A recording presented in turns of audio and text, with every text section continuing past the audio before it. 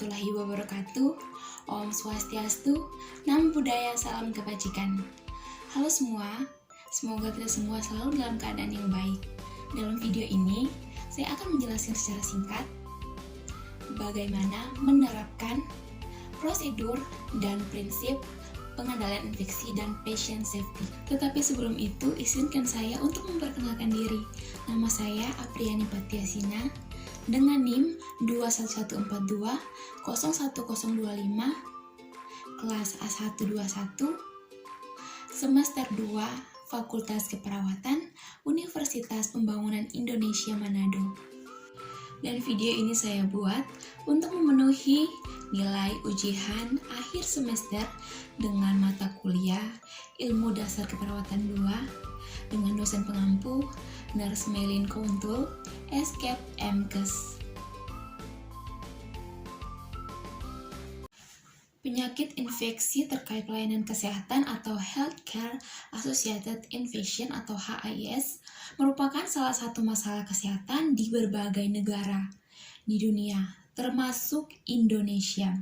Penyakit infeksi yang didapat di rumah sakit beberapa waktu yang lalu disebut sebagai infeksi nosokomial atau Hospital Acquired Infection. Saat ini penyebutan diubah menjadi infeksi terkait layanan kesehatan atau HAIS dengan pengertian yang lebih luas, yaitu kejadian infeksi tidak hanya berasal dari rumah sakit, tetapi juga dari fasilitas pelayanan kesehatan lainnya. Patient safety atau keselamatan pasien. Rumah sakit adalah suatu sistem di mana rumah sakit membuat asuhan pasien lebih aman dan nyaman. Hal ini termasuk juga seperti asesmen risiko, identifikasi dan pengelolaan hal yang berhubungan dengan risiko pasien, pelaporan dan analisis insiden, kemampuan belajar dari insiden dan tindak lanjut serta implementasi solusi untuk mengurangi akan timbulnya risiko yang akan terjadi. Infeksi merupakan suatu keadaan yang disebabkan oleh mikroorganisme patogen dengan atau tanda disertai gejala klinik. Tidak terbatas infeksi kepada pasien, namun dapat juga kepada petugas kesehatan dan pengunjung yang tertular pada saat berada di dalam lingkungan fasilitas pelayanan kesehatan. Jenis HAIS.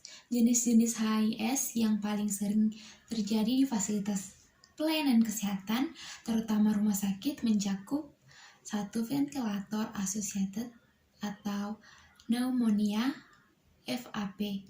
2. Infeksi aliran darah atau IAD. Yang ketiga, infeksi saluran kemih atau ISK.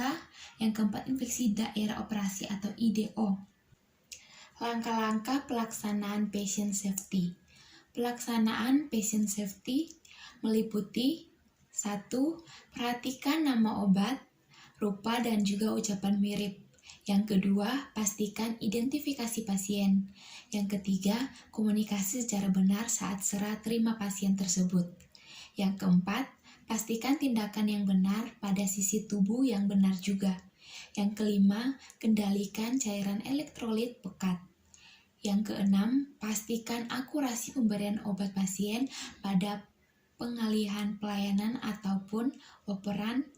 Yang ketujuh, hindari terjadinya salah sambung kateter dan salah sambung selang.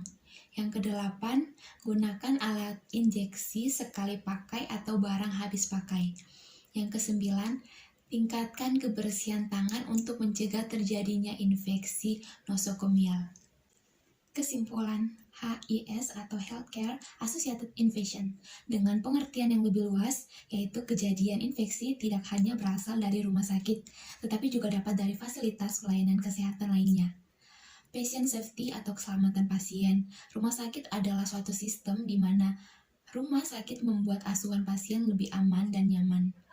Pengertian infeksi nosokomial atau lebih dikenal dengan Healthcare Associated Infection atau HAIS. Itu dia penjelasan singkat mengenai materi yang saya jelaskan tadi. Semoga bermanfaat. Mohon maaf atas kekurangan dari materi yang saya bawakan tadi. Lebih dan kurangnya saya ucapkan banyak terima kasih. Oh iya teman-teman, saya juga mengajak teman-teman untuk bergabung bersama saya di Universitas Pembangunan Indonesia atau UNPI, karena UNPI Selamat datang di Universitas Pembangunan Indonesia Manado yang terletak dekat dengan kawasan bisnis Bahu Mall Manado. Tempatnya di Kelurahan Bahu, lingkungan 3 Manado, sangat strategis di pusat kota Manado. Dibangun di atas lahan seluas 2,5 hektar, Universitas Pembangunan Indonesia Manado berdiri megah dengan ruangan 7 lantai, terdiri dari ruangan kelas, ruangan kantor, perpustakaan, laboratorium komputer, laboratorium keperawatan, pengadilan semu, dan laboratorium bahasa, kantin, serta rooftop di lantai atas.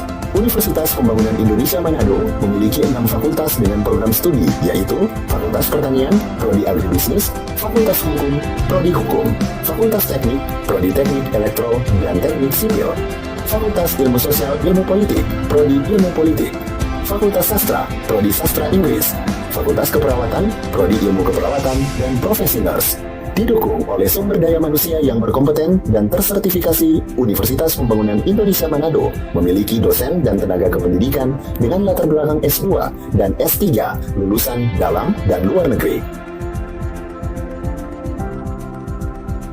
Proses belajar mengajar dilaksanakan dengan teknologi informasi merujuk perkembangan dunia modern saat ini, dilakukan dengan sistem e-learning dan sistem ujian online atau ULAIN.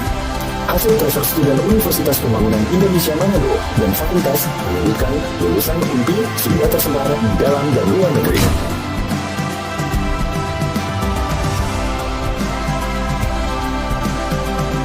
Selamat bergabung putra-putri terbaik bangsa. Kembangkan dirimu, meraih cita-citamu setinggi bintang di langit. Kami siap menghasilkan generasi terbaik dan pemimpin di masa depan.